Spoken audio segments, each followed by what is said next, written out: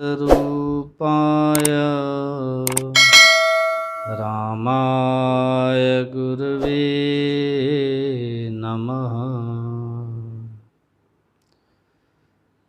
बंदो गुरुपद कंज कृपा सिंधु नर रूप हरि महामोहतम पुंज जासु वचन रवि कर निकर। धन्य धन्य सद्गुरु सुखद महिमा कही न जाय।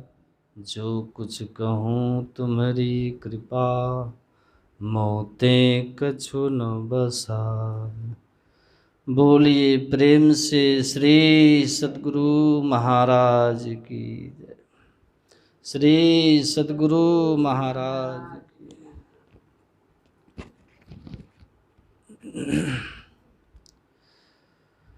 अब आप लोग शांत हो जाइए, गप सप बिल्कुल नहीं कीजिए। श्री सद्गुरु महाराज की। धर्मानुरागिनी माताओं तथा धर्मशिला बहनों,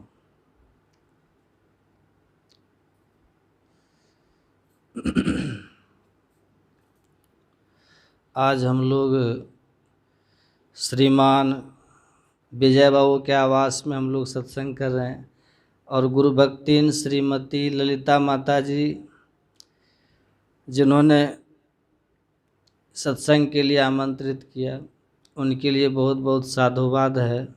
जाघर गुरु की भक्ति नहीं, संत नहीं मेहमान, ताघर जम डेरा दियो जीवत भयो मसान। कबीर साहब कहते हैं जिस घर में गुरु की भक्ति नहीं होती है, साधु महात्मा का आवागमन नहीं होता, वो घर कैसा है? कहते हैं साक्षात जमराज का डेरा है, श्मशान घाट के समान है। वो घर कोई घर नहीं जहाँ साधु महात्मा पधारते नहीं हो, आते नहीं हो।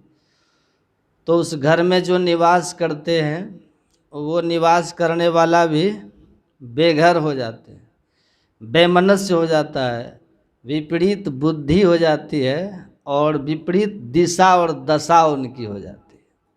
इसलिए साधु महात्मा का आवागमन तो होना ही चाहिए। वेदव्यास जी महाराज लिखते हैं यदि किसी के घर में हर तरह की व्यवस्था हो, किसी के घर में अखुट भंडार हो, अतुल संपदा हो, कोई कमी किसी के घर में न हो, यदि उस घर में कभी कोई संत का चरण नहीं पड़ा तो वह घर जो है ना वैसे ही है जैसे पेड़ के किसी खोडर में सांप रहता है। कौन कह रहे हैं? वेदव्यास जी। उस पेड़ के खोडर के समान जिसमें सांप रहता है। इसलिए पहले संत का चरण पधराओ। तो एक घड़ी आधो घड़ी आधो में पुण्याद, तुलसी संगत साधु की हरे कोटि अपराध। कुछ देर ही सही साधु महात्मा का दर्शन प्रसन्न जब होता है तो हमारे जीवन का जो है ना भाग्य खुल जाता है। इसलिए संत महात्मा का दर्शन प्रवचन सुनना चाहिए। और यदि समय हो, साधन हो तो अपने आवास पर महात्माओं को बुला करके सत्संग भी कराना चाहिए। अथवा यदि नहीं बुला पाते हैं तो अपने स्वयं ही सत्संग करते रहना चाहिए। तो जो ललिता माता जी का आवास है विजय बाबू का, यहाँ पर बहुत महात्मा, हम बहुत बार आए हैं, बचपन से आ रहे हैं। हमारे और भी पूज्य महात्मा लोग इस आवास में आते रहे, मैं भी बहुत बार आया, मेरा भी सौभाग्य रहा। और ललिता माता जी की श्रद्धा है जो मैं यहाँ आ पाता हूँ। तो कराते ही रहती है सत्संग। तो इस तरह से इस आवास में तो साधु महात्मा आते हैं, लेकिन जहाँ नहीं आते हैं वहाँ के लिए मैं कह रहा हूँ कि साक्षात श्मशान घाट है। तो साधु महात्मा का दर्शन करना चाहिए, बुलाना भी चाहिए और सत्संग भी कराना चाहिए। यौवन रहे न धन रहे, रहे न गाम न ठाम, कबीर जग में जस रहे, कर दे किसी का काम। कुछ यहाँ टिकता नहीं है।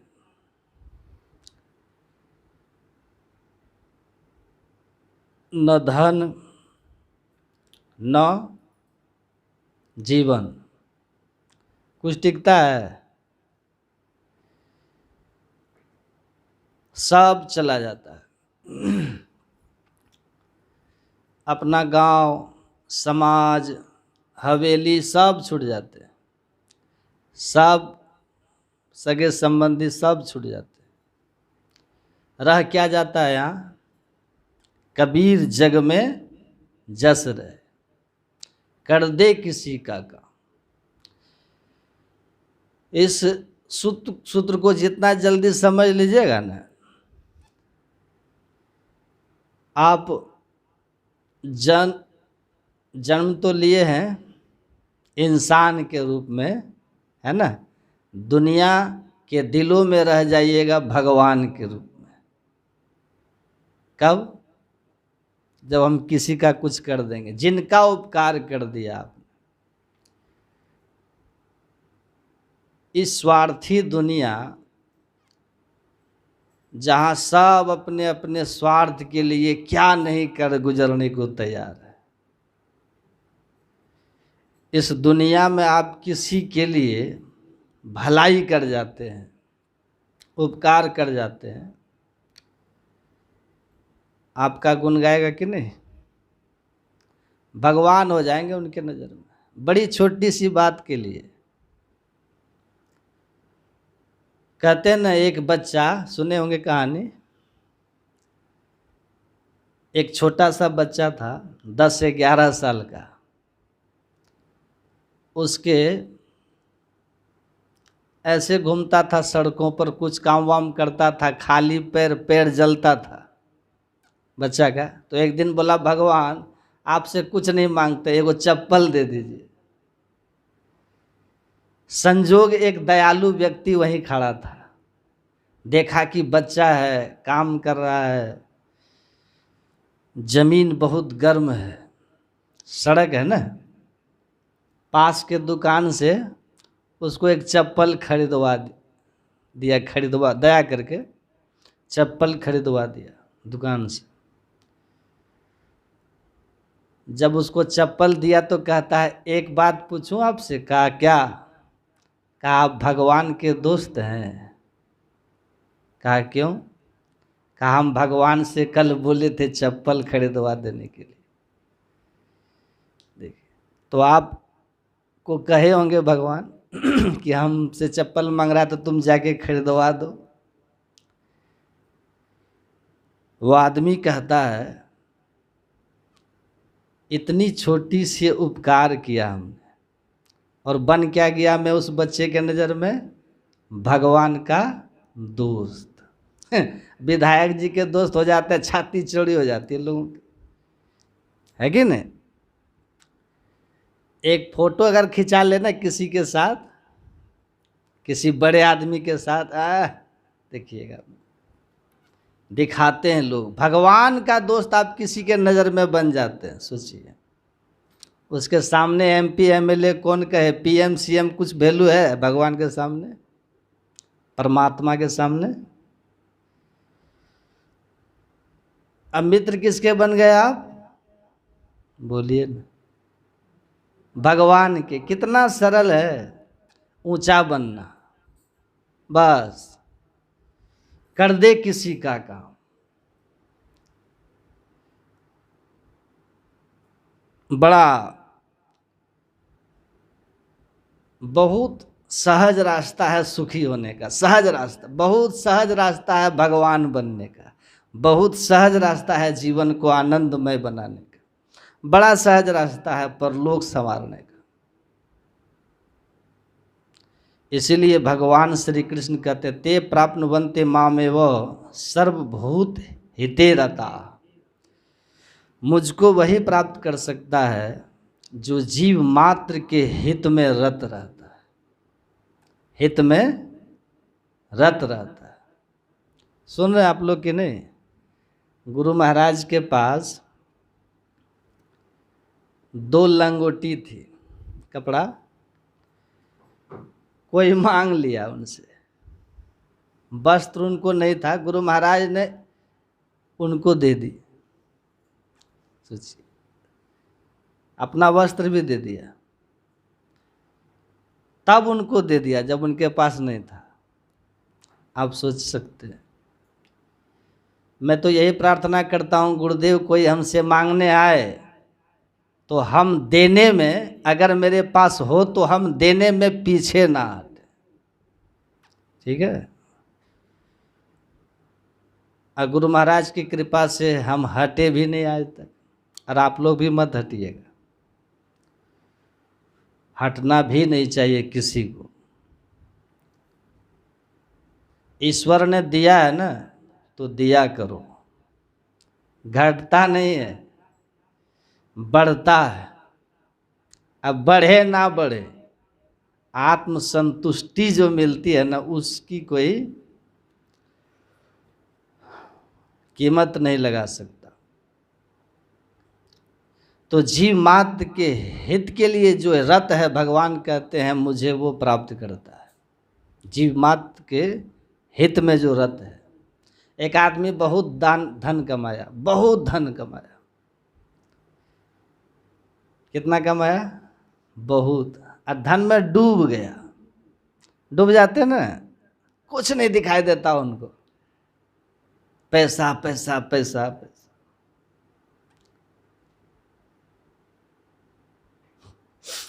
काम कराया जा रहा है। एक दिन उसका मैनेजर सत्संगी था, ध्यान भजन करने वाला, कहा कि सर ये आप इतना क्यों हम लोग को काम उम करवाते हैं? कहा ओवर टाइम भी तो देते हैं। कहा ओवर टाइम देते हैं तो रुपये पैसा नहीं देते हैं।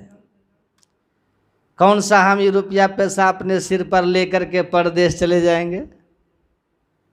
कम से कम ध्यान भजन करने का भी तो समय रहे। कमाना है, कमाना तो है ही है, लेकिन अपने बारे में भी तो सोचना है, स्वयं का भी तो चिंता करना है ना। कोई कहेगा कितना कठोर बात है, सुन लीजिए, काम आएंगे। यही बात काम आएगा, लोग सुनता ही नहीं है। बाकी वो तो भजन तो सुने होंगे ना, जिन पुत्रन को बहु विधि पालियो, देवी देव मने है, तेहिले बांस दियो खोपड़ी में, शीश फाड़ी बिक रही है, जादिन मन पंछी उड़ी जाई है। सब खत्म हो जाएगा। घर से कहत सवेरे काढ़ो, भूत होई घर खई है।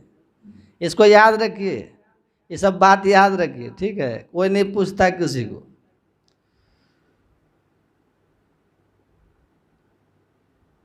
और उन्हीं के लिए आप सब कुछ कर रहे होते हैं, धर्म अधर्म जो भी करते हैं। तो मैं क्या कह रहा था, मैनेजर ने कहा आप हमको ओवर टाइम कराते हैं, लेकिन हमारा खाली धने संग्रह करना जीवन का लक्ष्य नहीं ना है। मनुष्य शरीर में हम आए हैं तो गुरु महाराज कहते हैं झट ही करो निज काम, आज जो बीता सो बीतिया, अब हो गहो गुरु नाम। भाई अपना भी तो काम करेंगे ना। शरीर का तो सब व्यवस्था कर रहे हैं, समाज और परिवार का व्यवस्था भी कर रहे हैं, लेकिन अपना काम, मैं जो हूँ शरीर में रहने वाला चेतनात्मा, जो शरीर के बाद भी रहने वाले हैं, उसका भी तो कुछ करेंगे कि नहीं?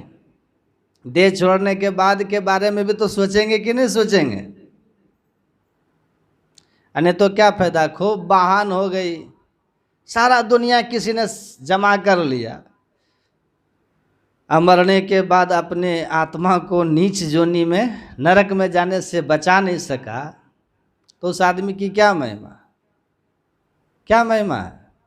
आज आप बहुत बड़े जय जयकार वाले हैं, कल पता चला कि मच्छर बन गए, तब छिपकली है, सांप है, कछुआ है, बिच्छू है, सुअर है, कुत्ता है, तब क्या मतलब हुआ? बड़ी लंबी अवधि है उधर, अरबों वर्ष के लिए, है कि नहीं? 84 लाख 20-25 साल खूब बड़े होकर के जय जयकार करवाए, और उसके बाद कहाँ चले गए? कोई ठिकाना है? क्या फायदा, क्या महिमा उन आदमी की? तो झट्ठी करो निज काम। अपना काम हो रहा है कि नहीं, इसको देखिए। अपना काम, अब बहु गहो गुरु नाम, ये है अपना काम। साथ जाने वाला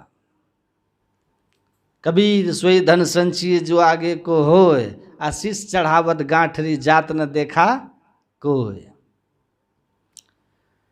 कुछ लेके कोई नहीं जाता है, जाता है बड़ा मेहनत करके वो अमीर आदमी बना था, फैक्ट्री लगाया था, बड़ा गदगद था। और जैसे ये बोला मैनेजर ने कि कुछ लेके जाने वाला भी संपत्ति अर्जित करेंगे कि सब यहीं छोड़ने वाला करेंगे, समय रहेगा तब न। हमको समय से ड्यूटी करके मिल जाता है खाने भर बाल बच्चा के लिए, तो अब आत्मा के कल्याण के लिए बचे समय में ध्यान भी तो करेंगे। समाज परिवार है, उनके लिए भी तो समय देना है, कि खाली मशीन बन के हमको पैसा कमाते रहना है।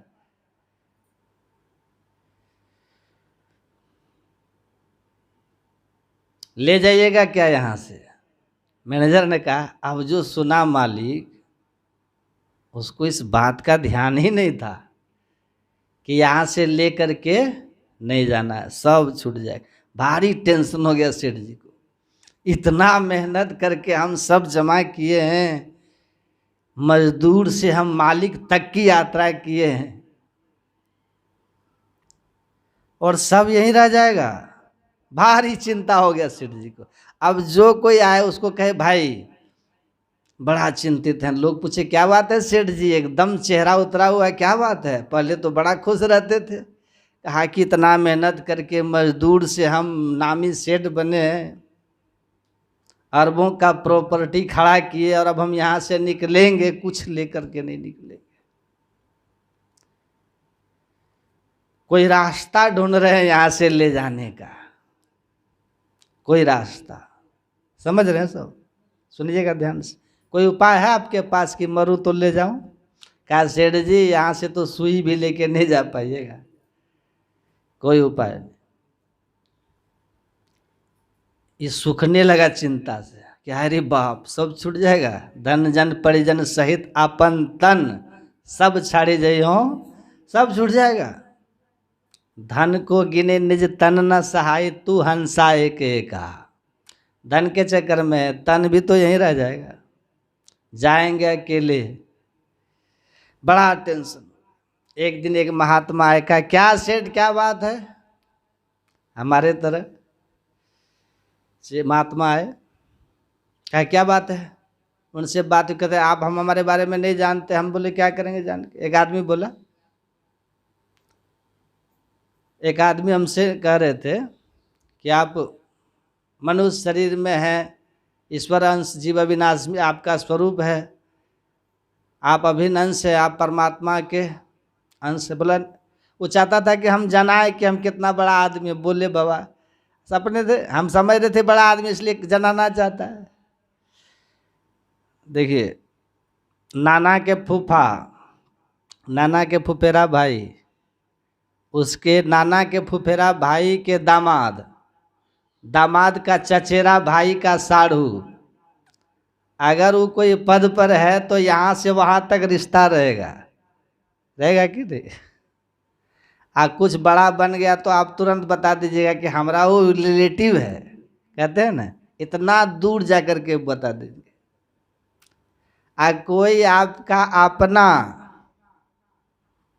सगा रिक्शा चलाता है, कहिएगा किसी को कि रिक्शा चालक मेरा रिश्तेदार है? बताइएगा, रिक्शा चालक किसी का रिश्तेदार होता है कि नहीं होता है? कोई नहीं बोलता।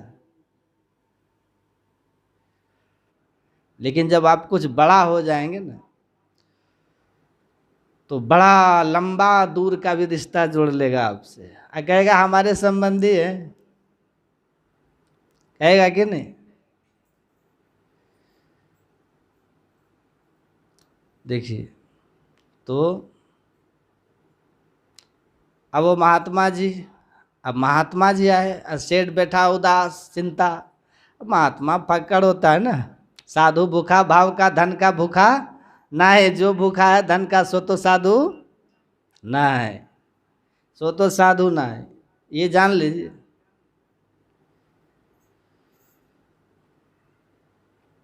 काहे सेठ बड़ा उदास हो, क्या बात है?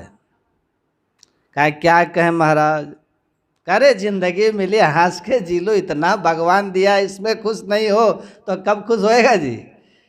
कहा महाराज इतना हम मेहनत करके जमा किए जाएंगे तो कुछ लेके नहीं जाएंगे। इसी बात को लेके चिंतित है कि ले जाने का कोई उपाय हो जाता, मेहनत से कमाए। महात्मा बोले कितना ले जाना चाहते हैं?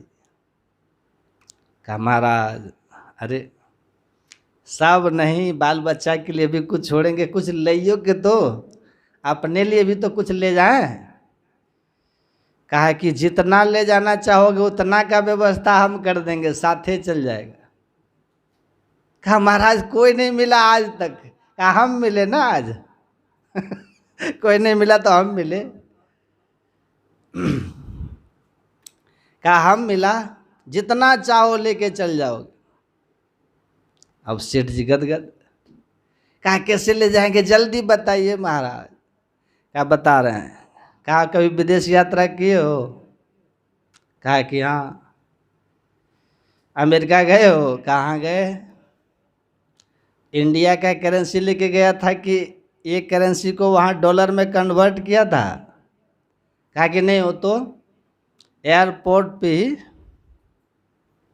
भारतीय रुपया दे करके अमेरिका का डॉलर ले करके मैं गया था। कहा और कौन देश गए हो? कहा कि इंग्लैंड भी गए हैं। तो वहाँ कौन रुपया गया था? यही तो नहीं, एयरपोर्ट पर पाउंड्स ले लिया था जो इंग्लैंड में चलता है,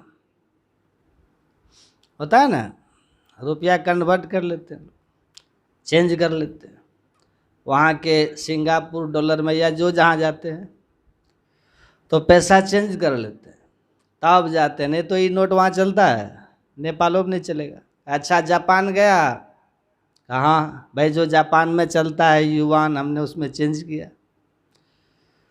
कहा ये रुपया जो तुम्हारे पास है ये इसी देश के बाहर इसी धरती पर नहीं चलता, इसको वहाँ चलाने के लिए करेंसी को चेंज करना पड़ता है वहाँ के करेंसी में। तो इस देह को जब त्यागने के बाद परलोक जाओगे तो परलोक वाला करेंसी में इसको कन्वर्ट करना पड़ेगा कि नहीं? हैं? कन्वर्ट करो इसको परलोक वाला करेंसी में। कहा कि महाराज बात तो सही है। कहा परलोक में कौन करेंसी चलता है महाराज? कहा परलोक में सत्कर्म में लगाया हुआ धन, सत्कर्म वो करेंसी है जो आपको परलोक में चलेगा। तो जितना ले जाना चाहते हो उतना धन को धर्म में खर्च कर दो, साथ चला जाएगा। चला जाएगा कि नहीं? साथ चला जाएगा और यहाँ कीर्ति के रूप में रह जाएगा, है ना। जो करके गए आप वो कीर्ति के रूप में यहाँ रहेगा। आपने दे दिया किसी को लेकिन कीर्ति आपकी हो गई, और वो जो दिया आप वो आपके साथ चला गया। इत्थ मोदति उत्थ मोदति पुण्यकारी उभयत्थ मोदति, भगवान बुद्ध ने कहा। यहाँ भी सुख शांति से और यहाँ के बाद भी सुख शांति से कौन रहता है? भगवान बुद्ध कहते हैं जो पुण्य करता होता है। तो दोनों जगह आप, तो ये जो संपत्ति है ना इसको ले जाना चाहते हो अपने साथ, तो जहाँ ले जाओगे उस देश की करेंसी में कन्वर्ट करो, नहीं तो ये क्या कहते हैं वो चलेगा नहीं। वहाँ कितनों नोट लेके जाइए चलेगा नहीं। और वहाँ का तो छोड़िए, मोदी जी का किसी दिन दिमाग फिरा ना तो कहेंगे कि 2000 के करेंसी अब लीगल टेंडर में बंद हो गया ना, 2000 का हो गया ना, खत्म। कागज का टुकड़ा है, अनुभव हो गया था ना बहुत लोग को, अरे बाप खत्म। आज जिनको बच गया उस रुपये का कोई वैल्यू है? चूल्हा में आग लगा के अखबार के तरह आप ताप जाइए। तो सत्कर्म, धर्म में लगाया हुआ धन, धर्म वो करेंसी है जो आपको परलोक में चलेगा। धनानि भूमो पस्महि गोष्ठे नारी गृहद्वारी जन शमशाने देहश्चितायाम परलोक मार्गे धर्मान गो गच्छति जीव एक। महाराज भर्तृहरि कहते हैं परलोक में धन धरती पर आ जाएगा, पशु कहाँ रहेगी? गौशाला में बंधे रह जाएंगे। नारी गृहद्वारी मरने के बाद दरवाजे तक जाएगी, और पति शमशान तक, पति शमशान घाट तक जाएंगे, और रिश्तेदार भी शमशान घाट तक जाएंगे। देहस चितायाम, देह चिता तक। बस कहानी खत्म हो गई? कहानी खत्म नहीं हुई, कहानी तो अब शुरू हुई। कहानी अब शुरू हुई। अब लेके क्या जाओगे? जा मारा के गणे जाए न कोसा, गुरु नानक देव जी महाराज कहते हैं, तहाँ हरि का नाम सदा संग तो। यही धर्म की पूंजी साथ जाएगा। कितना संग्रह किए हैं? जब तुम जमराज की अदालत चढ़ोगे, पूछेगा मालिक तो क्या तुम कहोगे? आएगी नोटिस जमानत न होगी अगर तेरे पल्ले अमानत न होगी। याद रखिए, आएगी नोटिस जमानत न होगी अगर तेरे पल्ले अमानत न होगी। जब तुम किनके अदालत चढ़ोगे? पूछेगा साहब तो क्या तुम कहोगे? कुछ है ही नहीं। नोटिस तो आएगी ना, निकलना तो पड़ेगा ना, चतुराई तो नहीं चलेगी। यहाँ तो आती है कोर्ट की नोटिस तो कहते हैं कि लोग की नहीं लेते हैं, नोटिस स्वीकार नहीं करते। एक दो बार तब ज़बरदस्ती आती है पुलिस की, भाई नहीं आओगे तो पकड़ के लाएंगे। नोटिस ये नहीं लो तो अदालत को होता है कि नोटिस ही नहीं मिला है ना, तो कैसे आते? तो बाद में वारंट आता है तो एक दो नोटिस तो आप लौटा सकते हैं इधर, लेकिन उनकी नोटिस नहीं लौटा सकेंगे। यमराज की नोटिस कोई नहीं लौटा सकता। एक नौजवान रह करके कहीं पढ़ रहा था, अचानक यमराज वहाँ आ गए। कहा कि आप कौन है? कहा हम यमराज। कहा कि क्यों आए? कहा यमराज क्यों आते हैं? ले जाने आते हैं।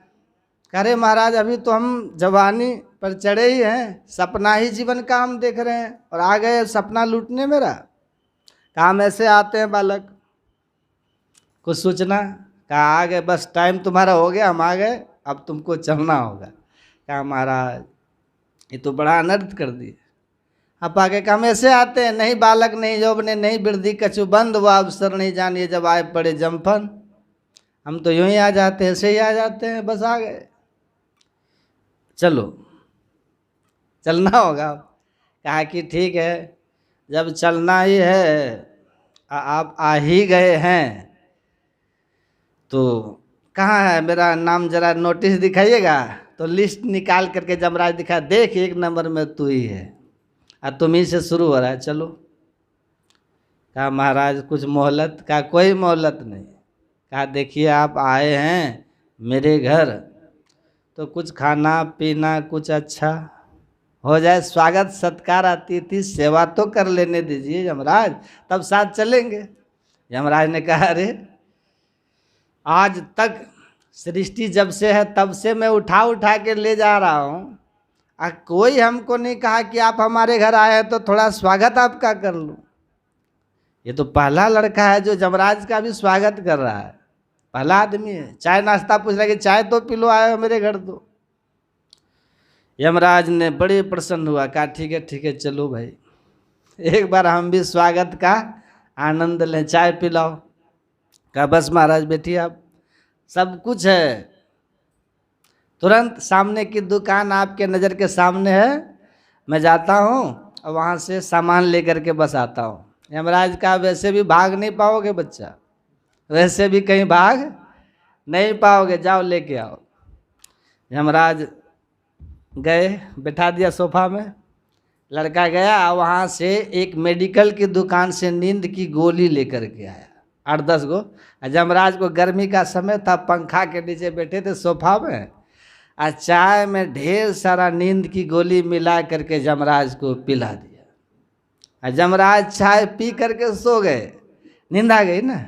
और ये लड़का था बड़ा चतुर, लिस्ट को लिया और व्हाइटनर होता है ना मिटाने वाला, ऊपर अपना व्हाइटनर मार दिया, मिटा दिया, और नीचे भी व्हाइटनर मार दिया, और नीचे वाला नाम ऊपर लिख दिया और अपना नाम सबसे नीचे कर दिया व्हाइटनर देखे। यमराज जब जगे उठ करके, ये लड़का कहता है कि महाराज जगे, बोले आह बड़ा आनंद आया पुत्र, तुमने चाय पिलाई, पंखा के नीचे हमको सोने का बिछावन दिया, सोने के लिए बिछावन की व्यवस्था की, मैं बड़ा खुश हूँ तुम्हारी सेवा से। लड़का कहता महाराज आप यमराज हैं, हमने आपका स्वागत किया, अब आपके लिस्ट में जो व्यवस्था है उस व्यवस्था के हिसाब से ले चलिए, आज जिनको जिनको आज नंबर आया है ले चलिए। यमराज जगे, यमराज ने कहा सुनो सुनो, है लिस्ट उस्ट का बात जो है, जो हुआ वो तो है ही, लेकिन अब हम अपना विचार छोड़ दिए हैं। कहा क्यों? कहा तुमने हमारा बहुत स्वागत किया, आदर किया, तो मेरा भी तो कुछ कर्तव्य बनता है। भगवान परम प्रेम के प्याले पढ़कर प्रभु को नियम बदलते देखा। भगवान भक्त के प्रेम में पढ़ करके नियम बदल देते हैं, तो हम भी तो यमराज भगवान के ही अनुचर हैं। तुमने मुझे प्रेम दिया तो हमने भी कुछ नियम में बदलाव कर दिया है। बेटा अब हमने निश्चय किया है कि अब हम ऊपर से नहीं, लिस्ट में नीचे से उठाएंगे, नीचे से। तो यमराज के आगे तो किसी की तेजी नहीं चलने वाली। आप ऊपर नाम करिए या नीचे नाम करिए, यमराज कहीं से भी पकड़ लेंगे, वो पकड़ लेते हैं। तो संत लोग यही कहते हैं, भगवान राम को कहना पड़ गया सुनो मेरी बात आप सुनिए, लेकिन करना वही जो आपको सुहाए, क्योंकि हमको पता है कि आपको जो अच्छा लगेगा आप वही कीजिएगा, है कि नहीं। तो ध्यान से सुन के और समझ लीजिए, अब विचार कर लीजिएगा। अगर मेरी बात अच्छी लगे तो अरे हाँ रे में ही समझ बोध जो होई रहनीता सम करी लीजिए। अगर मेरी बात सुन के समझ के आप लोग को लगे कि अच्छी बातें सुनाई गई है, उससे मेरा हित होगा, तो आप अपने आचरण को, अपने रहनी को, व्यवहार को, अपने जीवन को उसके अनुसार कर लीजिएगा। और अगर लगे कि मेरी बात में कुछ अच्छाई नहीं थी तो आप इसको छोड़ दीजिएगा, है ना। तो भगवान क्या कहते हैं, धर्म का अमानत हो, सत्संग ध्यान की पूंजी हो, है ना। अमानत यही है धर्म का। संग्रह कीजिए इसको। दुनिया को ठगना नहीं है, दुनिया को ठगने वाला खुद ठगा जाते हैं, खुद ठगा जाते हैं। एक प्रसंग है, एक डॉक्टर थे, बोर्ड लगाए थे शर्तिया इलाज, समझे, समझ गए ना मेरी बात। दान उन कीजिएगा, हमको नहीं, गरीब गुरुआ को, जरूरतमंद को, ठीक है, याद रखिएगा। नहीं तो एक बूढ़ी तो मरने लगी, दोनों पुतोहू में झगड़ा हो गया, क्योंकि बूढ़ी बहुत मोटा सोना का पहनती थी, कान में, नाक में बड़ा भारी भारी। अब पुतोहू को लगा कि ये बुढ़िया मरेगी तो कहीं बड़की न रख ले, वो छोटकी हुक्के में खींच ली, दोनों कान वाला हुक्के में, प्राण छूटने के पहले खींच ली छोटकी, तो कहीं बड़की ना कब्जा कर ले, क्योंकि दबंग थी ना वो, खींच ली छोटकी। अब बड़की आई गुस्सा के, तो कहे कि हाँ क्या करें, कान में के खींच लिया, नाक में तो बचा, तो उधर से नाक वाला खींच ली बड़की, नाक कान दोनों जिंदे में फाड़ दिया, लोग मर गए। इसीलिए कहते हैं कुछ दान उन कर लीजिएगा, कुछ धर्म का काम कर लीजिए, कुछ सत्संग वगैरह करवा लीजिए, है ना। सत्संग करिएगा तो जाके घर में मीटिंग नहीं कीजिए, करते रहिएगा मीटिंग। आप अपना वाला में से कराइए, ठीक है। जो चोरा के बक्सा में रखे हैं, नहीं तो मोदी जी का मति भ्रमित हुआ तो फिर कह देंगे खत्म कहानी। फिर बक्सा में से निकाल के उसी बेटा को दीजिएगा कि बैंक में बदल दो, फिर कब्जा कर लेगा। जितना मारे हैं जेब से, ठीक है, और रखे हैं बैग में छिपा छिपा के, सब साफ हो जाएगा। और नहीं तो रखा ही रह जाएगा। और निकल दिया आप तो फिर बक्सा खोल के झाड़ झाड़ करके देखेगा, लोग कहेगा देखो बुढ़िया कितना झूठ बोले छिले है कि हमारा पास कोई टका नहीं। और बक्सा में तह लगा लगा के साड़ी के नीचे रुपया रखल। मरने के बाद धन भी कब्जा हुआ।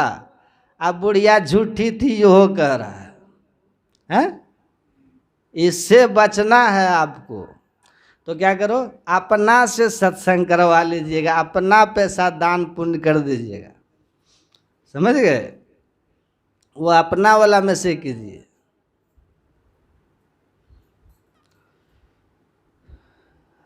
अब थोड़ा देर में ब्रह्म ज्ञान भी सुनाएंगे, जरूरी है साधना की बात, लेकिन ये भी जरूरी है ना। ये बड़ा खटपट है यहीं पर आदमी का आजकल, देखते नहीं है। अब पड़ोसी को पेट में दर्द होता है, सत्संग नहीं आएगा सुनने, और नहीं आओगे मेरी न मानो जमराज तो मनाएगा। हमारी अभी मत सुनो, जमराज का सुनोगे फिर। कबहू सत्संग ना किना, भूखे को ना ही कछु दिन ना, माया और मोह में झूले कुटुंब परिवार लखी फूले। पूछे धर्मराज जब भाई बचन मुख नाई कही आई, पलटू दास लखी रोया सुधर तन पाई के खोया। चले गए 84 लाख जोनी में, फिर कितना 7 अरब वर्ष लगेगा मनुष्य शरीर पाने में। अभी थोड़ा सा कुछ परेशानी हो जाता है तुरंत चले जाते हैं डॉक्टर के पास। अब बंदर बंदरी बन जाइएगा तब कौन डॉक्टर के पास जाइएगा बताइए, है? तब कौन ब्यूटी पार्लर जाइएगा, जाएगा कोई? अभी तो खूब तो ये सुंदर शरीर फिर मिले, इसीलिए मैं कह रहा हूं भगवान की भक्ति और धर्म संग्रह कर लीजिए, ध्यान सत्संग कीजिए, याद रखिएगा। नहीं तो फिर पछताने से कुछ होने वाला है। मनुष्य शरीर इस संसार में, खास करके भारत में, और भारत में भी ज़्यादातर हिंदू समाज में, कोई भी शुभ काम करने से पहले लोग मुहूर्त निकलवाते, लगन दिखवाते, समय कि कौन सा मुहूर्त, कौन सा समय, कौन सी तिथि अच्छी है। जैसे किसी को घर नया बनवाना है तो लोग संपर्क करते हैं या तो पंडित जी से या संत गुरुजनों से कि गुरुदेव जी आप एक अच्छा सा मुहूर्त निकाल दीजिए जिस मुहूर्त में हम घर का नींव ले सकें, कहते हैं ना। या कोई पंडित जी को बुलाकर कहता है कि शास्त्र अनुसार आप कोई बढ़िया सा मुहूर्त निकाल दीजिए जिसमें हम घर का नींव ले सकें। किसी का मुंडन करवाना हो तो मुहूर्त निकलवाता है, किसी का नाम रखवाना हो तो मुहूर्त निकलवाता है। कोई आदमी कोई भी शुभ काम करता है, चाहे शादी विवाह करता है तो भी मुहूर्त निकलवाता है, लगन निकलवाता है। कहीं सत्संग करवाना तो भी आदमी मुहूर्त निकलवाता है। आप देखिए इस धरती पर खास करके भारत में जो भी शुभ कार्य होता है, जो भी पवित्र कार्य है, जो भी धार्मिक कार्य है, उन सबके लिए आदमी मुहूर्त निकलवाता है। उन सबके लिए आदमी एक तिथि, एक समय, एक दिन निर्धारित करवाता है जहाँ शुभ हो सके, है ना। लेकिन आप सब विचार कीजिए थोड़ा, धर्म के लिए, सत्संग के लिए, अच्छे कार्यों के लिए, शुभ कार्यों के लिए आदमी मुहूर्त निकलवाता है, लेकिन वही आदमी चोरी करने के लिए, पाप करने के लिए, छल करने के लिए, हत्या करने के लिए, नशा करने के लिए, मांस मछली खाने के लिए कभी मुहूर्त निकलवाता है? कभी भी आदमी गलत काम करने के लिए कोई मुहूर्त नहीं निकलवाता। किसी चोर ने आज तक मुहूर्त निकाला कि पंडित जी आज मुहूर्त निकाल दीजिए, आज हम चोरी बढ़िया से कर पाएंगे कि नहीं? वो जानता है अंधेरा होना चाहिए, हम कहीं भी चोरी कर लेंगे। वो जानता है हमारे पास इतनी तरकीब है, किसी मुहूर्त की ज़रूरत नहीं है। जब पाप कर्म करने के लिए वो मुहूर्त नहीं निकलवाता, जब पाप कर्म करने के लिए वो पंडित जी से दिन तिथि नहीं लिखवाता तो आदमी धर्म करने के लिए मुहूर्त के पीछे पड़ा हुआ। आपका मन शुद्ध है, आपका मन पवित्र है, आप रात को 12 बजे कोई काम कीजिए, सफल हो जाइएगा। और यदि मन गंदा है तो कितना भी मुहूर्त निकलवाइए, और यदि भाग्य में कुछ गड़बड़ है, अगर नियति में कुछ गड़बड़ है तो कितना भी मुहूर्त निकलवा लीजिए, वो सही नहीं हो सकता। इसलिए गलत कार्यों के लिए कोई कभी मुहूर्त नहीं निकलवाता। इतनी हत्याएं लोग करता है, कभी मुहूर्त पतरा देख के करता है कि आज हम पोथी देख लें, अगर संजोग बढ़िया होगा तभी हत्या करेंगे। किसी की जेब काटने वाला कभी मुहूर्त निकलता है? किसी का गर्दन काटने वाला मुहूर्त नहीं निकलता, जेब काटने वाला मुहूर्त नहीं निकलता, पाप करने वाला मुहूर्त नहीं निकलता, माता पिता की अवज्ञा करने वाला मुहूर्त नहीं निकलता, भाई से झगड़ा करने वाला मुहूर्त नहीं निकलता। किसी का घर गिराने वाला मुहूर्त निकलता है, लेकिन घर बनाने वाला मुहूर्त निकलता। आपका घर अगर कोई तोड़ना चाहे वो मुहूर्त लेके नहीं आता है। अगर उसके मन में आ गया झगड़ा हो गया, दबंग है, जेसीबी लेके आएगा तोड़ देगा। या जिसका घर अवैध बना हुआ हो, सरकारी लोग, आप चाह लें किसका घर गिराना है तो कोई पंडित जी से नहीं पूछने जाता किसका घर कब गिरा है, कौन सा दिन सही रहेगा। कुछ भी विनाश का काम करना हो कभी कोई मुहूर्त नहीं देखता, कोई भी सही समय नहीं देखता। लेकिन व्यक्ति को जब सत्संग में जाना हो, धर्म का काम करना हो, व्यक्ति मुहूर्त देखने की चेष्टा करता है। कहने का मतलब यह है कि आपका मन शुद्ध होना चाहिए। मुहूर्त देख करके क्या होगा, आप सब को पता है। 3 महान ऋषियों ने लगन बनाया था, मुहूर्त देखा था भगवान राम के लिए, गुरु वशिष्ठ मुनि, विश्वामित्र और शतानंद जी महाराज। लेकिन बाद में राम सीता जी को क्या हुआ, जंगल जाना पड़ा ना। मुहूर्त कितना भी बढ़िया देखा, लगन कितना भी अच्छे से बनाया, आज तो ऐसा कोई लगन भी नहीं बनाएगा, इतने महान ऋषियों ने बनाया था, फिर भी जंगल जाना पड़ा कि नहीं राम को। क्योंकि जो कर्म में लिखा था उसे कोई मिटा नहीं सकता है, उसे कोई ख़त्म नहीं कर सकता। लगन देखना, मुहूर्त देखना, संत कहते हैं ये सब नासमझी है।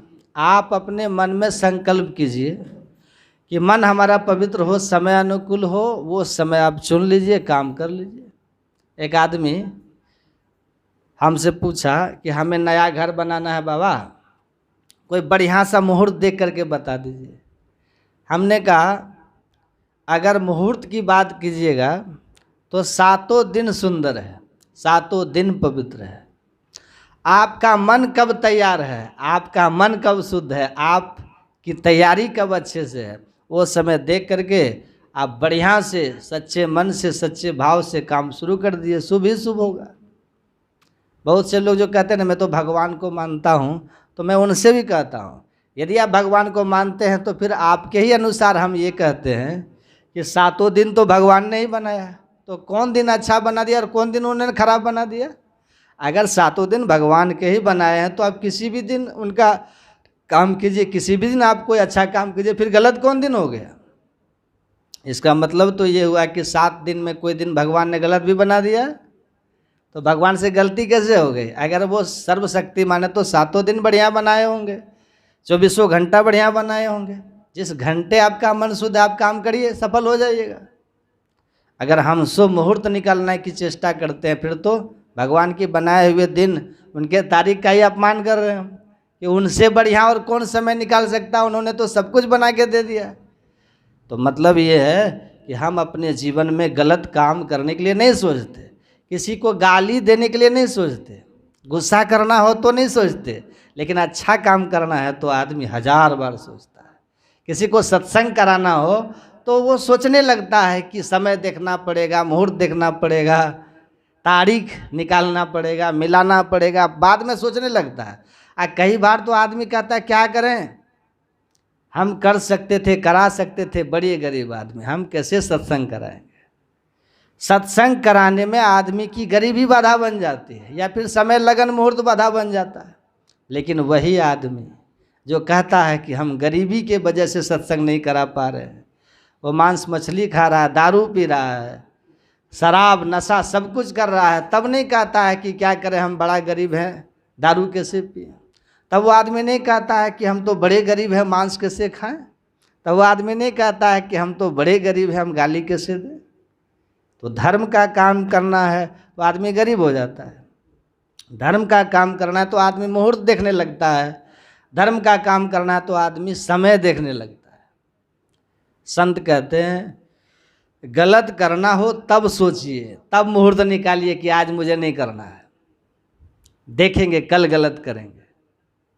अगर क्रोध किसी पर आ जाए, मन करे कि इसको इस आदमी पर हमें क्रोध आ रहा है, जैसे कभी बहुत तेज गुस्सा आ जाता है ना, तो आप तुरंत गुस्सा मत कीजिए, शांत हो जाइए।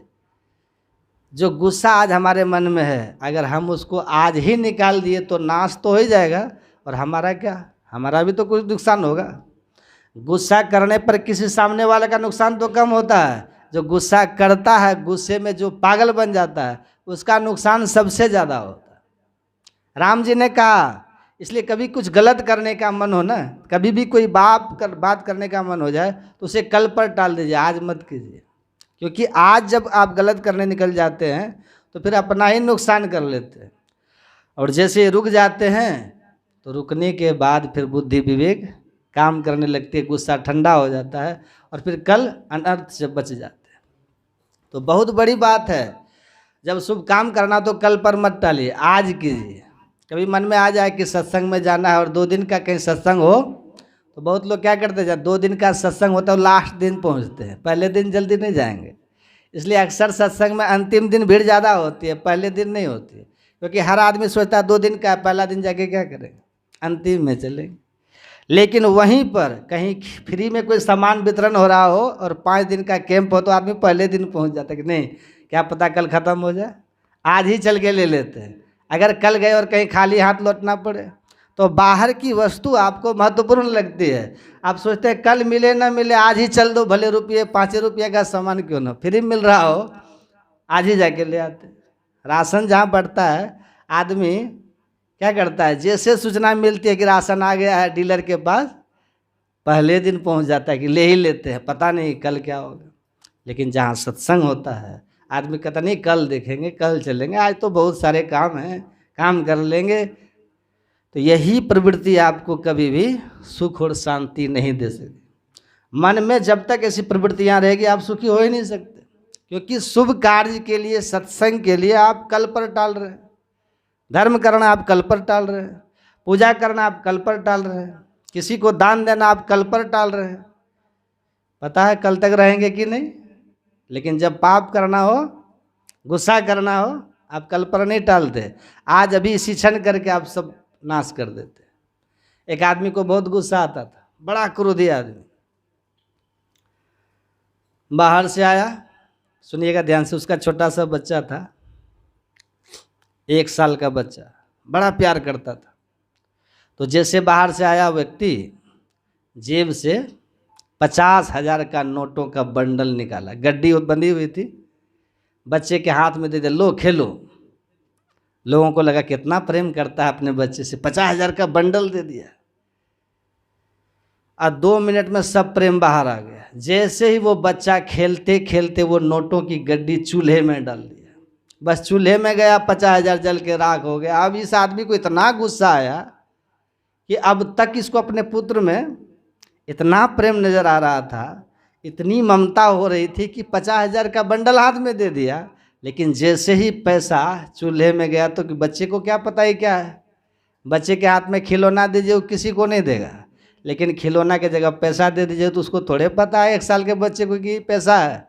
महत्वपूर्ण चीज़ है, पैसे की परख तो आदमी को है, समझदार को है, जो थोड़ा होश में आ गया। बच्चे को क्या है, उसने आग में डाल दिया। ये देख करके वो आदमी इतना गुस्से में आया, बड़ी भट्ठी थी, गुस्से में आके बच्चे को उठा के भट्ठी में डाल दिया। क्षण भर का क्रोध, 50,000 रुपया गया, लेकिन उस 50,000 के साथ उसका इकलौता प्यारा छोटा सा बच्चा भी जल के स्वाहा हो गया, क्षण भर के क्रोध में। अगर विवेक होता तो वो समझ लेता कि 50,000 क्या, 50 लाख भी इस बच्चे के लिए कुर्बान हो सकता है। अगर ये बच गया तो हम बच गए तो कितनों कमा सकते। छोटा सा बच्चा, क्या पता है 50,000 ही तो गया, व्यक्ति तो मौजूद है। बच्चा तो, लेकिन क्रोध में आकर के उसने अपने बच्चे को ही आग में डाल दिया। अब सोचिए, बच्चा भी चला गया, 50,000 रुपया भी चला गया। अब जब ये नज़ारा उसकी पत्नी देखती है, एक ही बच्चा जो छोटा सा, एक ही प्यारा सा बच्चा, उसको बर्दाश्त नहीं, पत्नी को, पत्नी पागल हो गई और वो भी जाके कुएं में कूद गई, वो भी प्राण गंवा दिया। अब 50,000 रुपया तो गया ही, बच्चा भी चला गया, पत्नी भी चली गई छोटे से क्रोध के कारण।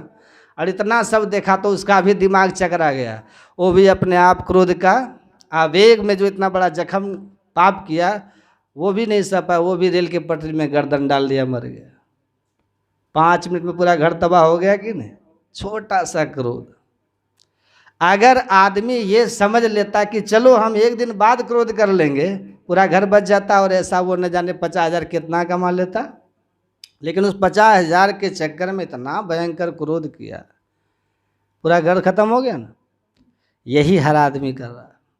छोटी छोटी बात में, रिश्तों में क्रोध हम कर लेते हैं, और हम ये बचाने की चेष्टा नहीं करते, रिश्तों को संभालने की चेष्टा नहीं करते, रिश्तों को सुंदर बनाने की चेष्टा नहीं करते। हमारे भीतर अहंकार और क्रोध इतना भयंकर रूप से जागृत होता है कि हम उसे ख़त्म करने की चेष्टा करते हैं। इसलिए कहते हैं कि कभी भी गलत काम अगर करना हो तो उसे कल पर टाल दीजिए। कुछ पाप करने का मन में आ जाए, उसे कल पर टाल दीजिए। कुछ बुरा बोलने का मन करे, सोच लीजिए कल बोलेंगे। किसी को गाली देने का मन करे, आप सोच लीजिए कि कल दे देंगे। अब फिर भी मन नहीं माने, अगर लगे कि नहीं गाली देनी ही देनी है, तो एक काम कीजिएगा, उसके सामने जिसको देने का मन करे उसको देने मत जाइए। एक कॉपी निकालिएगा और जितनी गालियां आपको आती है उसको देने का, वो सब लिखते जाइएगा। लिख करके तब पुर्जा में मन हो तो दे दीजिएगा। और जब आप गालियां लिख लेंगे ना, और लिख करके पुर्जा जब बंद करके रख लीजिएगा, सोचिएगा 2 घंटे बाद उसको देने जाएंगे, तो देने से पहले एक बार पढ़ लीजिएगा। और जब पढ़िएगा तो आपको खुद पर हंसी आएगी, शर्म आएगी कि मैं ही हूँ जो इतनी भयंकर गालियाँ लिखा हूँ, किसको देने जा रहा हूँ। आप कभी नहीं दे पाइएगा। क्रोध के आवेश में आप कुछ भी कर सकते हैं, लेकिन जब क्रोध शांत होता है तो खुद पर हंसी आती कि क्या ये मैं ही हूँ जो इतना पागलपन में कर रहा था, इतनी नासमझी में कर रहा था। शास्त्रों को पढ़ते हैं, पूजा करते हैं, संतों को सुनते हैं, गुरु संत का दर्शन करते हैं, हम इतनी नासमझी किए चले जा रहे हैं। संत कहते हैं शुभ कार्य में विलंब मत कीजिए, लेकिन आदमी शुभ में विलंब करता है, पाप कार्य को शीघ्रता से करता है, गलत काम को शीघ्रता से करता है। आज जीवन में जो इतने सारे पाप आदमी कर रहे हैं, ये समाज में इतने सारे जो पाप हो रहे, क्यों? आदमी उतावला है पाप करने के लिए, आदमी उतावला है गलत काम करने में, पर इतनी उत्सुकता से आदमी धर्म का काम नहीं करता। एक सत्संग करना तो आदमी कितना विचार करता है, एक मंदिर एक आश्रम बनाना हो तो आदमी कितना विचार करता है, शराब की दुकान खोलना हो तो 1 महीना पहले देखिए वहाँ शराब की दुकान, दूसरे दिन वहाँ होता है ना, ये हाल। अगर आप गांव में चले जाइए, बिहार में जितना पहले नहीं था उतना शराब अभी व्यापार चल रहा है। तो गलत कार्य धीरे धीरे अंदर अंदर इतना पनप जाता है कि समाज को, राष्ट्र को खोखला कर देता है। पर सही काम कराना हो तो आदमी विचार करता है, दान करना हो तो आदमी विचार करता है कि कब दान करें, लेकिन किसी से कुछ लूटना हो तो कोई विचार नहीं करता। माता पिता की सेवा करनी हो तो आदमी विचार करता है, पर उसी माता पिता को वृद्धाश्रम भेजना हो तो कोई विचार नहीं करता है, छोटी छोटी बात में वृद्धाश्रम भेज देते हैं। तो संत कहते हैं शुभ और अशुभ में तुलना करिए, सोच लीजिए कि हमको जीवन में क्या धारण करना है। गलत काम करने के लिए हम उत्सुक हो जाते हैं, सही काम करने के लिए हम इतने लापरवाह क्यों होते हैं, धर्म का काम करने के लिए हम इतने पीछे क्यों हो जाते हैं, सत्य का काम, धर्म का काम करने में हम इतना पीछे क्यों हैं, और पीछे होने के वजह से जीवन नरक बनता चला जा रहा है। और जब जीवन नरक बनता है तो उसका असर आपके बच्चों पर होता है। पहले के बच्चों में जो संस्कार होते थे उसमें माता पिता गुरु भक्ति का संस्कार होता था, राष्ट्र भक्ति का संस्कार होता था। पहले दादा दादी नाना नानी, जो बुजुर्ग हैं जानते हैं, मैंने भी अपने दादा दादी से सुना है कि बचपन में ही दादा और दादी, खास करके दादी लोग, राम जी के जीवन के बारे में, महाराणा प्रताप के जीवन के बारे में, कृष्ण के जीवन के बारे में, भगत सिंह के जीवन के बारे में कहानियाँ सुनाते थे नहीं, अब वो बताते थे ये कैसे थे, इन्होंने देश के लिए क्या किया। तो छोटी उम्र से ही महापुरुषों का ज्ञान मिल जाता था, और इससे क्या होता था कि बच्चे बचपन से ही वैसा बनने की चेष्टा करते थे। और अब बच्चे के हाथ में मोबाइल आ गया, अब कोई कार्टून नेटवर्क देख रहा है, कोई पोपो देख रहा है, कोई क्रिकेट देख रहा है, कोई सॉन्ग सुन रहा है। अब आदमी की नियति बदल गई, आदमी का विचार बदल गया। अब दादा दादी न राम की कहानी सुनाते हैं, न कृष्ण की कहानी सुनाते हैं, न भगत सिंह चंद्रशेखर आज़ाद की कहानी सुनाते हैं। अब बच्चे अपने दुनिया में मस्त है, थोड़ा सा होश संभाले माँ बाप को मोबाइल दे दिया, पढ़ने के नाम पर वो उसमें कुछ और ही देख रहा है। तो हमारा परिवेश क्यों बदला? क्योंकि आज आदमी की मानसिकता खुद बदल गई, आपका ही सोचने का तरीका बदल गया, आपका ही जीवन धर्म से थोड़ा विमुख हो गया, तो आप वही काम करने लग गए और उसका प्रभाव आपके संतान पर पड़ रहा है। तो जहाँ पहले छोटे छोटे बच्चों में राष्ट्रभक्ति होती थी, वहाँ माता पिता गुरु के प्रति सम्मान होता था। आज पढ़ लिख करके IAS IPS आदमी बन जाता, फिर भी माता पिता गुरु राष्ट्र के प्रति सम्मान नहीं होता। वो जीवन को बिजनेस की तरह देखता है, व्यापार की दृष्टि से देखता है। बस हम जो कुछ भी करेंगे, धन आना चाहिए, बढ़िया घर होना चाहिए, प्रतिष्ठा होनी चाहिए, इसके पीछे आदमी पागल है। समृद्धि हो, सम्मान हो, इसको नहीं देखता। सम्मान भी बाहर ही पाता है। जीवन में धर्म हो, संस्कृति हो, मर्यादा हो, इसका ख्याल नहीं करता। संस्कार हो, इसका ख्याल नहीं करता। संत कहते हैं कि आप अपने जीवन को बदलिए, जो गलत है उसको टाल दीजिए कल पर। अगर कोई भूल जीवन में आप करने जा रहे हैं ना, अगर कोई कुछ भी पाप करने जा रहे हैं तो उसको कल पर टालिए, कुछ भी उसमें शीघ्रता मत कीजिए। यहाँ तक कि किसी को गाली भी देने का मन करे उसको कल पर टालिए, गुस्सा करने का मन करे उसे कल पर टालिए। लेकिन अगर कुछ बढ़िया काम करने का मन में आ गया, कोई धर्म का काम करने के लिए मन में आ गया, कुछ बढ़िया संस्कार की बातें मन में आ गई, उसे 5 मिनट आगे भी मत टालिए, इसी क्षण कर लीजिए, क्योंकि ये विचार बहुत जल्दी नहीं आता। अगर धर्म का भाव जगा हो उसे कल पर मत डालिए, इसी क्षण इसी वक्त कर लीजिए, भले ही थोड़ा कीजिए लेकिन कीजिए। तो जब शुभ काम को आप अभी करेंगे, क्योंकि संत कबीर साहब ने कहा, काल करे सो आज कर, आज करे सो अब पल में प्रलय होएगा, बहुरी करेगा कब। जो कार्य आप सोचते हैं कल कर लेंगे, उसको आज कर लीजिए, क्योंकि आदमी का जीवन का ठिकाना नहीं है। दान करना हो, सत्संग करना हो, भूखे को भोजन देना हो, धर्म पुण्य सत्य सेवा का काम करना हो, भक्ति का काम करना हो, कल पर मत डालिएगा, शीघ्र याद रखिएगा, नहीं तो फिर पछताने से कुछ होने वाला नहीं।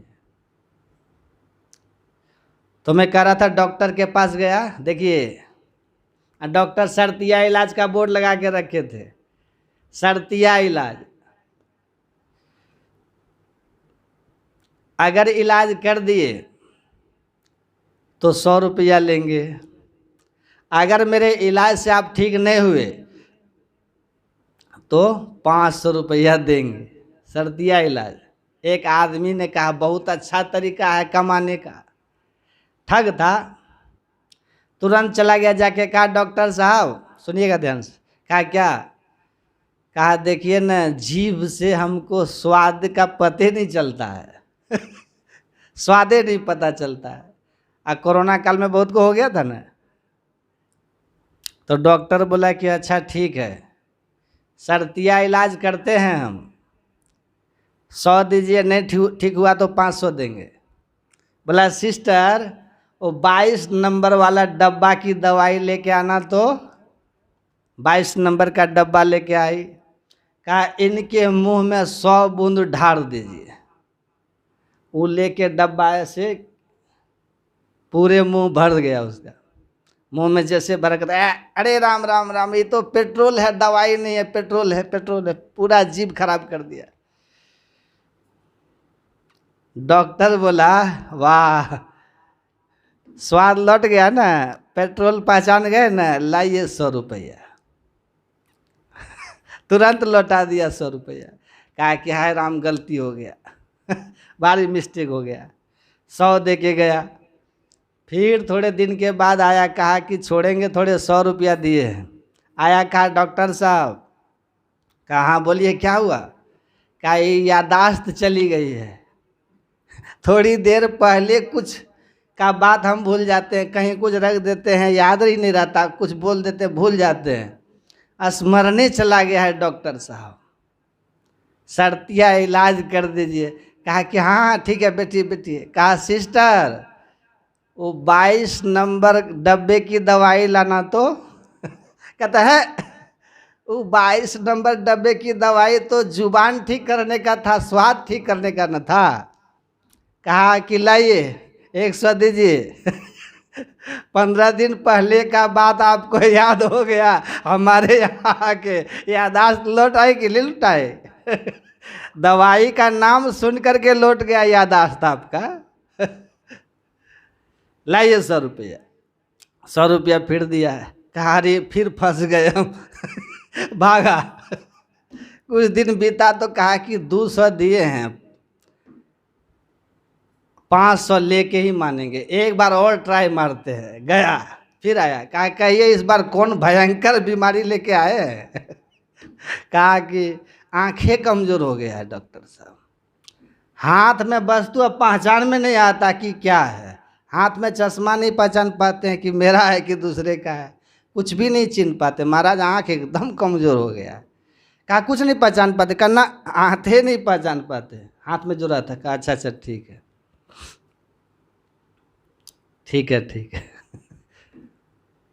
एक ड्रॉप आँख में डाल दिया डॉक्टर ने, कहा कि अब देखिए तो पहचान पाते हैं। और उठा के एक कलम दे दिया हाथ में डॉक्टर ने, पेन दिया।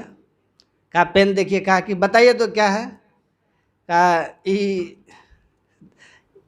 पता नहीं क्या है, लकड़ी है कि क्या है, नहीं पहचान में आ रहा है। अब बिना, अब इसको पहचानना है ही नहीं तो।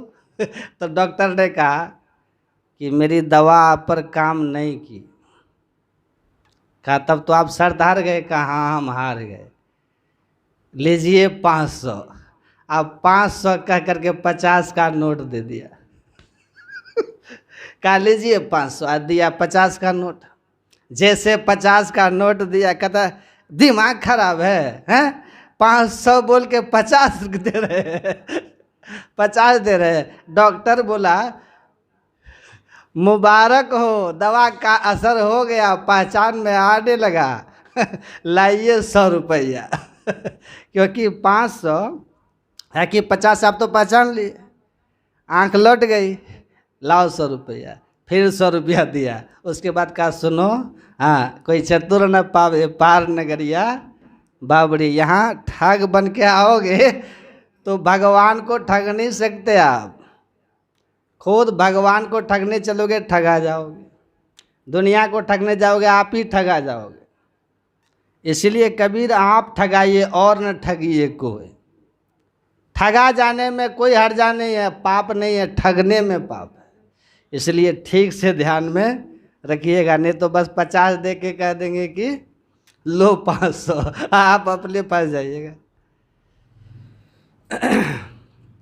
तो जीवन को उपकारी बनाइए, ठीक है, परोपकारी बनाइए और धर्म संग्रह कीजिए, मेल प्रेम से रहिए। ऊपर ले जाना है धर्म संग्रह, कर्तव्य धर्म संग्रह, धर्मानुगो गच्छति जीव एकः। और मनुष्य जीवन मिला है तो क्या करिए? कहा था तो ब्रह्म जिज्ञासा। अब वेदांत थोड़ा सा सुन लीजिए। कहा ब्रह्म जिज्ञासा, आइए हम ब्रह्म को जाने। वेद व्यास जी कहते आइए ब्रह्म को जाने, ब्रह्म को जानने की जिज्ञासा कीजिए। ब्रह्म क्या है? परमात्मा क्या है? परमात्मा वो है जो प्रकृति के कण कण में समाहित होकर, प्रकृति से परे अनंत होकर के, सत्यम सत्यम बोलिए ना, ज्ञानम अनंतम ब्रह्म, जो कभी नाश नहीं होता, जिसको जान लेने से सर्वज्ञ हो जाते हैं, कुछ जानना शेष नहीं रहता, जिसका आदि अंत नहीं है, अनंत है, वही ईश्वर ब्रह्म है। बाकी जो कुछ है ईश्वर की माया है। तो उस ब्रह्म को जानिए। क्यों जाने? कौन से ब्रह्म का? तो दूसरे सूत्र में वेदव्यास जी लिखते हैं, जन्माद्यस्य यतः, वो ब्रह्म जो सतः स्वरूप है, ज्ञान स्वरूप है और अनंत है, आनंद स्वरूप है, जिसने संपूर्ण सृष्टि को उत्पन्न किया है और स्वयं जन्म और मरण से रहित होकर के। ये प्रकृति द्वयोत्पत्ति लय होवे प्रभु की मौज से उस परमात्मा को जानियो जो अनंत है, कण कण में जो समाये।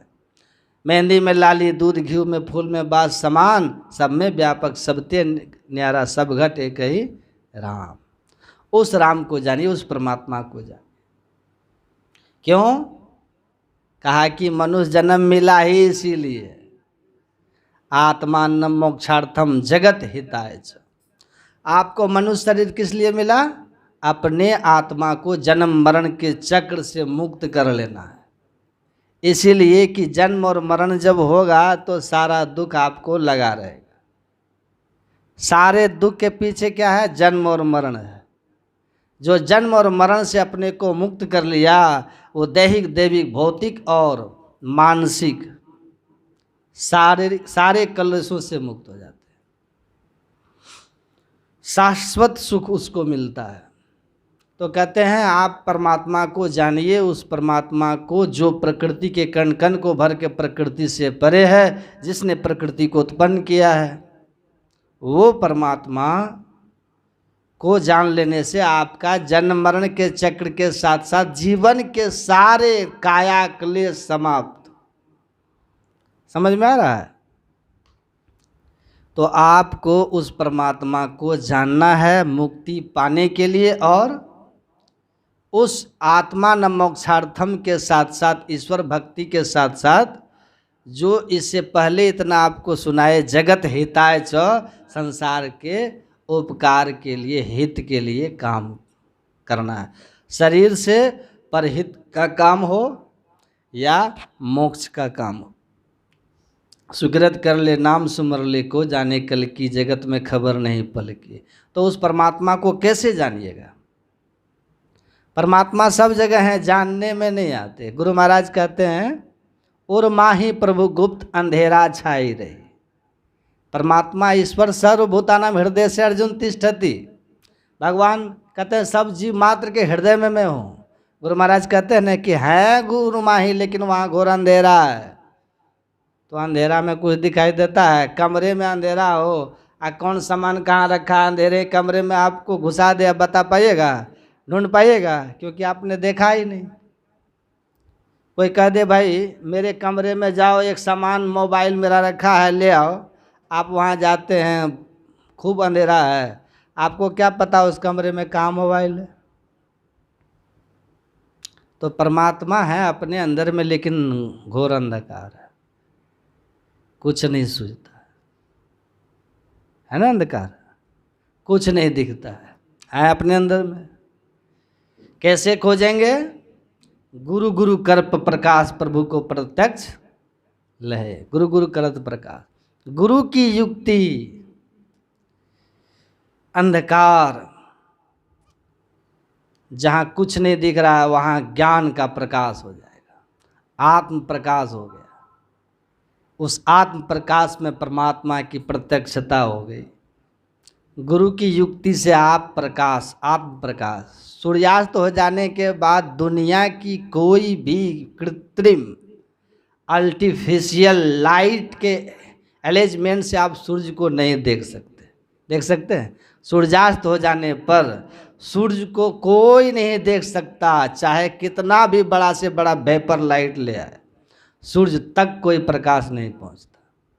सूर्य को आप देख सकते हो केवल और केवल सूर्य के प्रकाश की सहायता से, है कि नहीं?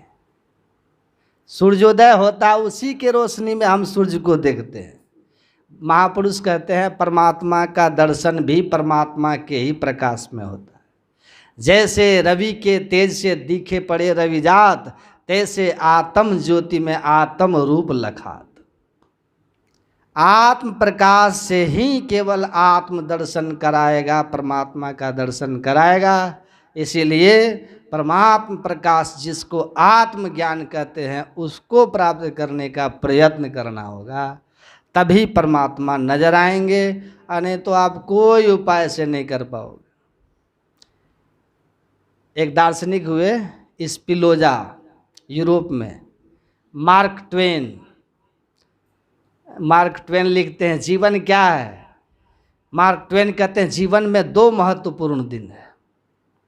एक पहला दिन जब हम मनुष्य शरीर में जन्म लिए, पहला दिन सबसे महत्वपूर्ण दिन हमारा पहला जीवन का, कि हम मनुष्य शरीर में आए। यूरोप के मार्क ट्वेन कहते हैं मनुष्य शरीर में देखिए क्या जीवन है, आप पशु के शरीर में देखिए क्या जीवन है। तो मनुष्य के शरीर में आप आए, आपका ये जीवन का महत्वपूर्ण दिन है। इसलिए हैप्पी बर्थडे सबके लिए, है ना, मनुष्य रूप में।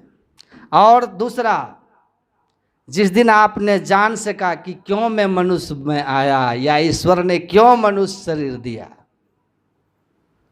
दूसरा, यही दो महत्वपूर्ण दिन आपके जीवन में। इससे महत्वपूर्ण दिन और कुछ भी नहीं है कि तुम क्या बन गए, किस दिन तुम राष्ट्रपति बन गए, कि कलेक्टर बन गए, कि प्रधानमंत्री प्राइम मिनिस्टर बन गए, कि उद्योगपति बन गए। वो आपके जीवन का महत्वपूर्ण दिन नहीं है, वो क्षणिक है। मनुष्य रूप में जन्म लेना, और मनुष्य रूप में क्यों जन्म लिए, आत्मा न मोक्षार्थम जगत हिताय च। इस आत्मा को जन्म और मरण के चक्र से मुक्त करने और संसार के हित करने के लिए मैं मनुष्य शरीर में आया हूँ।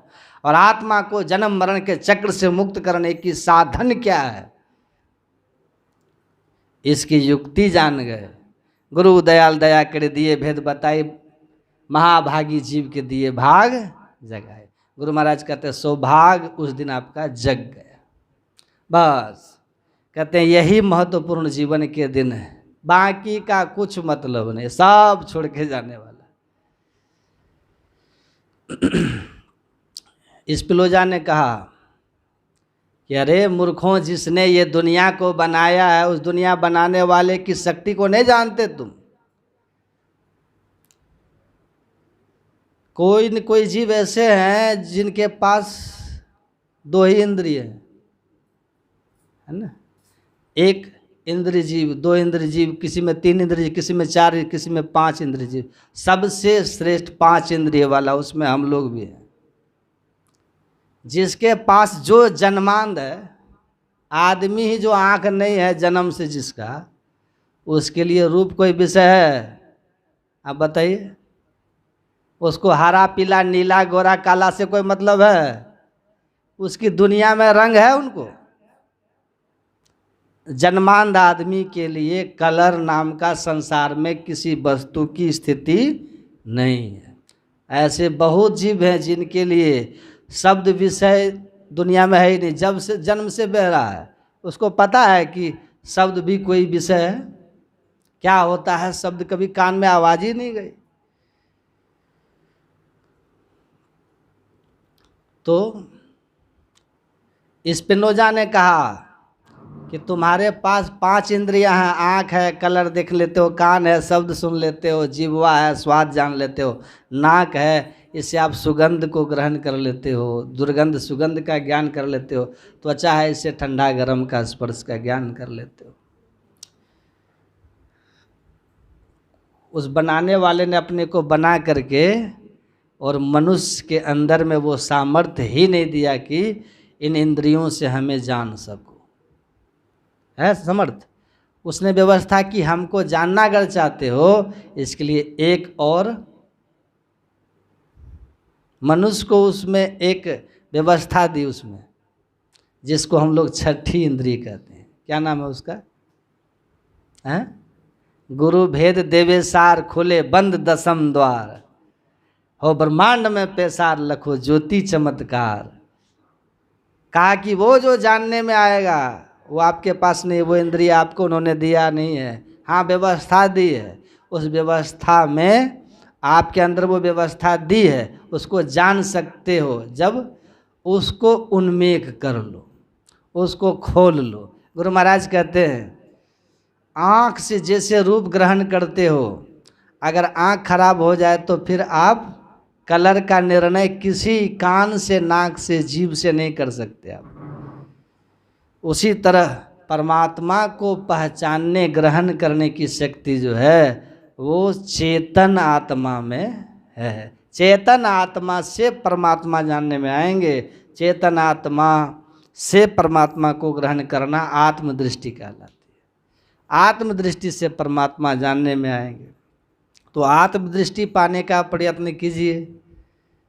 5 तरह की दृष्टियों का वर्णन है शास्त्रों में। तो बोलिए प्रेम से श्री सद्गुरु महाराज की जय।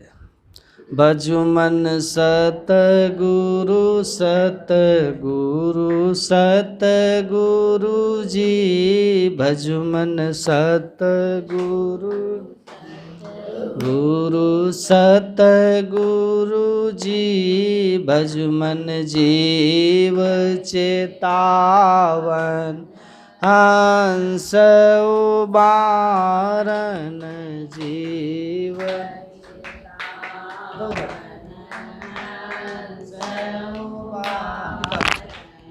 भव भय तारन सतगुरु जी, भजुमन भय तारन सतगुरु जी, भजुमन सतगुरु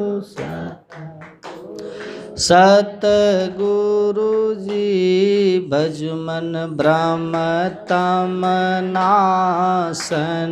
ज्ञान प्रकाशन, हृदय विगासन सतगुरु जी, भजुमन विगासन सतगुरु जी, भजुमन सतगुरु सतगुरु। आत्म अनात्म विचार बुझावन, आत्म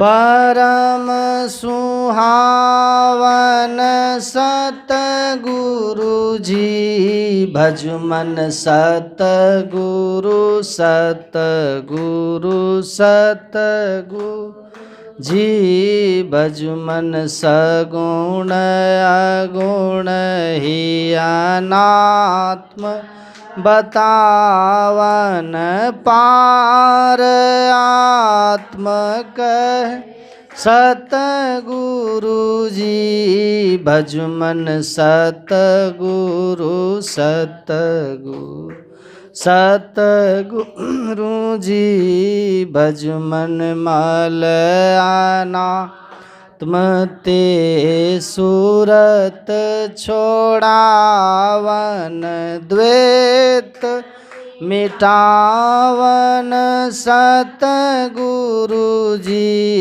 भजुमन सतगुरु सतगुरु सतगुरु जी, भजुमन पिंड ब्रह्मांड के भेद बतावन, सूरत छोड़ा वन सतगुरु जी, भजुमन सतगुरु सतगुरु सतगुरु जी, भजुमन गुरु सेवा सतसंग दृढ़ावन, पाप निषेधन सतगुरु जी, भजुमन सतगुरु गुरु सतगुरु